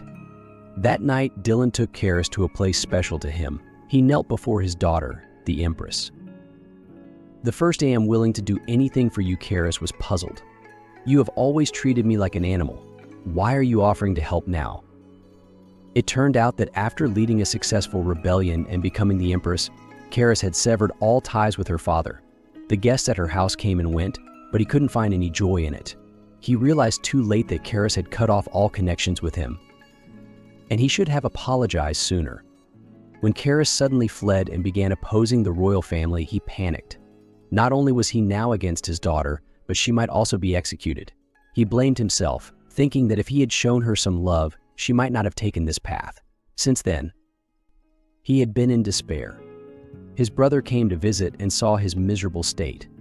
He wondered what his deceased wife would think if she saw him like this, seeing the guilt on his brother's face. It was clear he wasn't just sorry for Karis, but felt deep remorse for failing his wife as well. As a duke with significant power, he had only sought solace in alcohol. Unable to bear his guilt, unable to watch his brother suffer any longer, he left a note. It was a guide to meeting the deceased in dreams. He hoped that his late wife would be able to persuade him. That night, he followed the instructions and fell asleep. In his dream, the sky was clear. After 23 years of separation, he finally reunited with his lover. He looked at his deceased wife, who was as beautiful as she had been when they first met. He was no longer the young man he once was, but as he gazed back at her, he was filled with both sorrow and solace. His past life was full and complete. As a duke, he fell in love with his dream lover. His eldest son was the captain of the Royal Knights, and his second son was also a chief knight. Yet his wife's only concern was about Karis. He thought Karis was living well, that their family was harmonious and fortunate, and that Karis would be the most beloved little lady. Looking at his wife, he realized that she had never died from childbirth as he had believed. She had resented Karis. His grief was beyond words. His wife seemed dazed, and the next moment, she heard his apology. "I have never held that child, never called his name, never dined with him, never hired a teacher for him. I even blamed your death on him, accusing him of not deserving to be in this world. From the beginning, my intention was to destroy him. To destroy my own daughter." His wife was instantly disoriented but still forced a smile. However, the dream began to waver. "You still like to joke," she said, but when she looked at him, she realized he was not lying. Tears streamed down her face silently. Then his emotions completely broke down. The child he had desperately tried to keep was treated like this. The man wanted to say something more, but his wife's figure was no longer there. He should have understood that his wife's death had nothing to do with Karis. He was just venting his anger on Karis. Yet he always regretted it afterward. Karis looked at his kneeling father with no emotional response. His father kept saying he wanted to help, but he couldn't be of any help. However, since he had another piece on the board, he should make good use of it. Afterward, Karis, not wanting to have a simple dinner, announced that he would be leaving the palace in 3 days. This time, he needed some help and wrote a letter, which he sent with the fairy who had been with him since childhood. The henchman was in a complete panic, as he recognized that those were not fairies but lower gods serving Aishlit. Why would they serve me, the evil god? The fairies who had accompanied him for 9 years were actually ancient gods serving Aishlit. No wonder they had always been by his side. It turned out they were following the evil god. At that moment, he recalled the long-buried memories flooding into his mind like a tidal wave. That was the first day he was forged into a demon sword. The high-ranking officials of the Magic Tower were celebrating wildly, yet no one cared about his feelings. It was also on that day that these fairies suddenly appeared, worshipping the star god. The evil god was declared complete and no longer a human. His overwhelming resentment was still vivid in his mind. There were still many memories he had not recovered. If he slowly pieced together all his memories, he would become a true evil god. At that time, his murderous intent toward Dylan would be uncontrollable. For Dylan's safety, he needed to leave as soon as possible. He pointed to one of the fairies, asking it to cover his departure from the palace. After that, he arrived at the demon forest. But as soon as he got there, he sensed an aura filled with malice. It was the Magic Tower people collecting fragments. Before the mage could open his mouth, Karis happily sent him away. Meanwhile, Dylan was still struggling to understand his teacher's thoughts. He kept revisiting the moment he first approached him, coincidentally becoming his teacher before his mother's death, and how well he understood him. He had once sought the western grass at the construction conference and handed it to himself on the day his mother fell ill. Thousands of years had passed without any signs of old age. But now, thinking back, it makes one wonder, did he know in advance that his mother would pass away? Reflecting on it, his hatred for the late emperor remains strong. Now that the late emperor is dead, he is determined to eliminate the Magic Tower. Why is this? Before leaving, he burned the materials for the evil god's plan. Thinking back on those materials, a young person could not possibly endure the fragment's affinity. Yet Karis entered the palace at 15. If he had undergone the experiment, he would not have survived to this day. Moreover, when he first saw his teacher, why did he feel that the teacher's entire demeanor was like a cold demon sword? The only possibility is that he had already experienced future events. He always had a feeling that the palace could not confine Karis. He needed to meet him in person. Meanwhile, Karis was still wreaking havoc in the forest. At this time, the person promised in the letter finally appeared. This escape would not be possible without their help. They were not part of the underworld, but a group of people whose special voices could communicate with monsters. The leading man, however, drew his weapon upon meeting. He couldn't understand why a stranger would act this way. Why would he know about the national sacred objects? Karis anticipated this step. The simplest way to handle it was to conquer him by force. The man was momentarily horrified, not realizing when the woman had taken a shortcut. At that moment, he felt Karis's intense killing intent. The sword QI sliced through the air, instantly eliminating the magic user who tried to ambush him. The man was thoroughly intimidated and agreed that if Karis provided clues about the sacred objects of his clan, he would help him escape the palace. Meanwhile, in the palace, Dylan stood hesitantly in front of Karis's door. He had secretly sneaked out, preparing to catch Karis in the act. However, upon entering the room, he found Karis in a formal dress, seemingly waiting for him. Dylan was instantly stunned, his mind blank as he looked at Karis.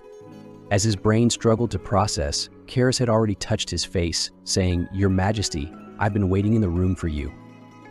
Dylan knew he was lying. This woman never spoke the truth, just like when she had escaped last time. Her thoughts were always elusive. Dylan had to find a way to make her reveal her true feelings. But in that brief moment of contemplation, Karis was already close to his head, pressing tighter and asking, "Your Majesty, may I kiss you?" Dylan was well aware that he had never received any true affection from Karis. Karis always acted on instinct, or perhaps it was a form of desire. Karis noticed Dylan's emotional state and remarked, "It seems I never asked for your permission, so would you grant my request?" But before Dylan could respond, Karis had already kissed him. It looked like Dylan wouldn't be able to attend to state affairs the next day. While Karis was distracting Dylan, he sent a letter to his father, the Duke.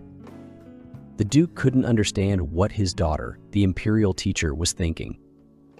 In the letter, she even asked whether it would be permissible to strike against the Emperor. The two dukes were stunned. Weren't the Emperor and Karis supposed to be lovers? As a noble family, the consequences of making a move against the Emperor would be unimaginable. However, considering it was a request from their sister, they were willing to bear any cost, no matter how great, because they owed her that much. After all, they might never see Karis again after this departure. They hesitated for a long time. His father decided to handle the military, while the other would divert the Emperor's attention. In the hours before departure, Karis quietly waited, and two small spirits flew out, their faces full of fear. "That man is very dangerous," they said, referring to Dylan. Karis knew they were speaking of Dylan, as the spirits were on the opposing side, but it didn't matter anymore. He was ready to flee. If his companions became a hindrance, he would deal with them at that time. But what if he had to confront Dylan? When he was with Dylan, he couldn't think clearly or control his possessiveness. Perhaps he would never meet someone who made his heart race like Dylan again, whether it was the wise boy of the past or the tyrant he had grown into. Maybe this was truly the last goodbye. If only he weren't the evil god and Dylan weren't the Ishlit fragment, they could have had a chance at love and excitement. Well, it's time to return you to the world. This time, there's no turning back. The moment for action had arrived. Karis had already reunited with his companions.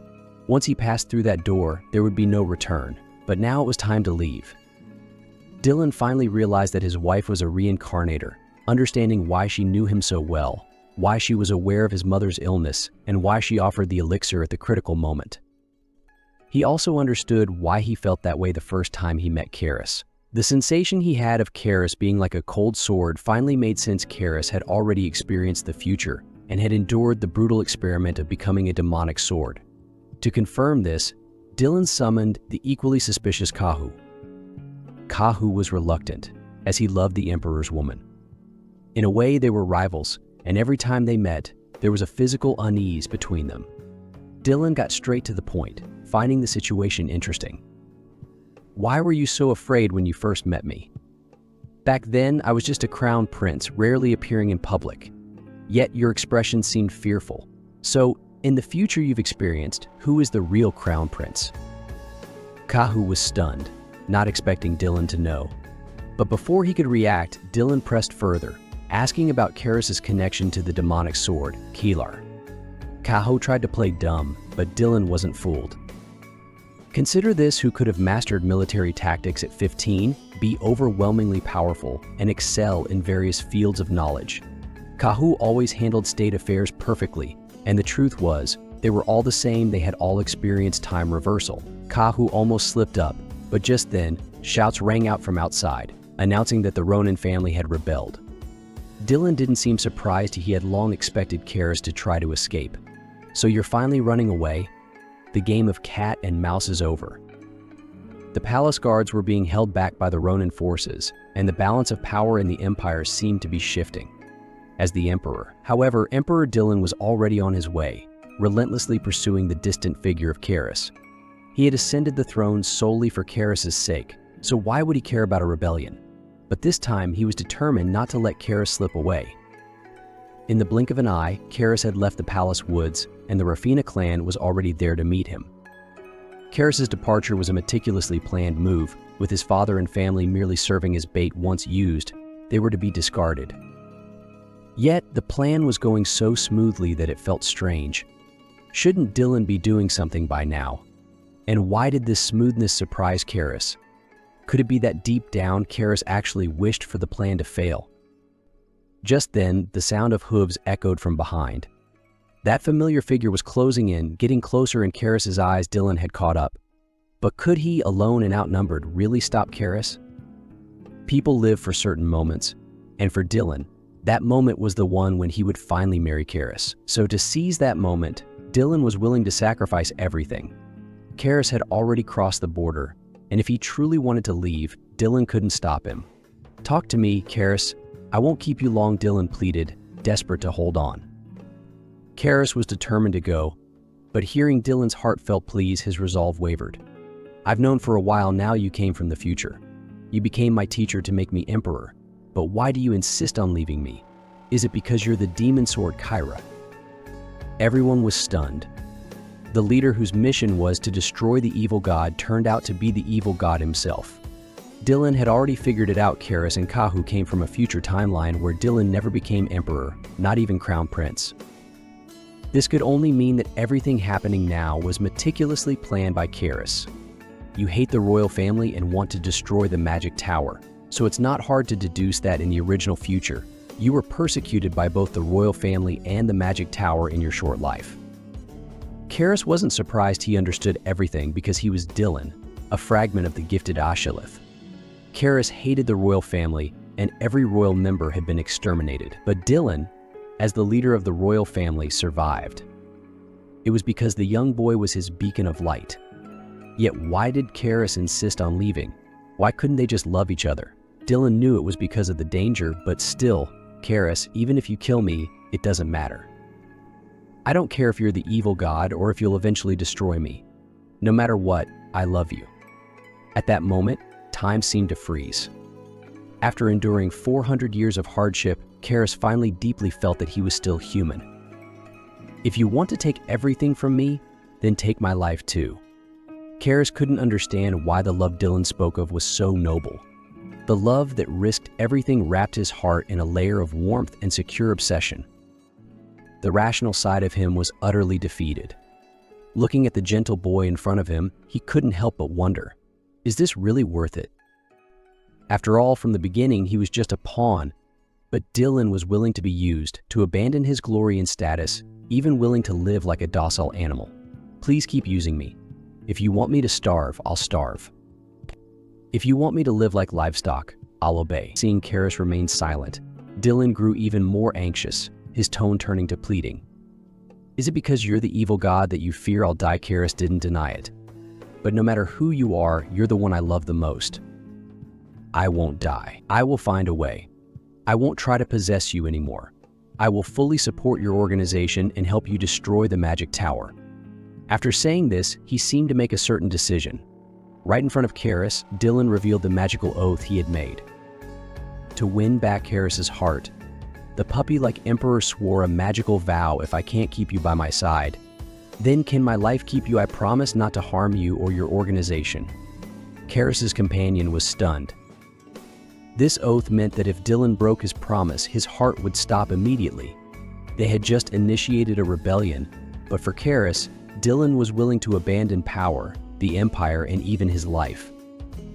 With a seemingly casual vow, Hundreds of knights emerged from the shadows, laying down their weapons and kneeling, while the leader of the empire bowed his noble head. Yet Karis remained unmoved, his mind unable to think. It was only when his companion reminded him that he came back to his senses. Blushing as he said, "If you break your vow, I'll kill you." The words were cold, but to Dylan, they were deeply touching. This was the outcome he desired most. As he gazed at Karis's retreating figure, his expression subtly changed. This was all part of his plan. No matter what, he couldn't suppress his desire to possess Karis. Though hundreds of knights hid in the shadows, if lowering himself could soften Karis's heart, it was the best solution. "Teacher, you are mine. You can't escape." After returning to the capital, the group with the blonde companion couldn't help but be curious. Dylan had already prepared accommodations for them. Did he anticipate that they would be persuaded to return? However, is it true that Commander Karis is the evil god? Hearing this, Karis realized he could no longer hide the truth. He strode forward and admitted to everyone that he was indeed the evil god. The blonde companion was still in disbelief. How could the evil god, which was supposed to be a sword, take human form? But in the next moment, a malevolent aura surged, and Karis's eyes glinted with murderous intent. The blonde companion was stunned and dared not speak further. 3 days later, Karis finally decided to meet Dylan again. As soon as they met, Dylan stood up joyfully, as if he had returned to his innocent self, shouting, "I missed you so much." Karis was puzzled. Hadn't they just met not long ago? But in Dylan's eyes, the last time they shared such unburdened, beautiful moments was 3 autumns ago. It was as if they had returned to that time, with Dylan once again the shy boy, too embarrassed to even meet his gaze. But Karis knew Dylan would still seek answers. "Why did you leave me?" Dylan asked. Karis thought for a long time before responding. "Because I wanted to protect you for the first time." He fully expressed his feelings. "I was afraid you would die because I love you so much." He confessed everything from his previous life, how he was isolated by his family, how he fought hard against it, and how he was ultimately betrayed. After saying all this, Karis didn't dare lift his head, afraid that Dylan wouldn't feel pity for him. After a long silence, Dylan's voice was calm, but the atmosphere around him felt like a vortex of hatred, so intense that even Karis was shaken.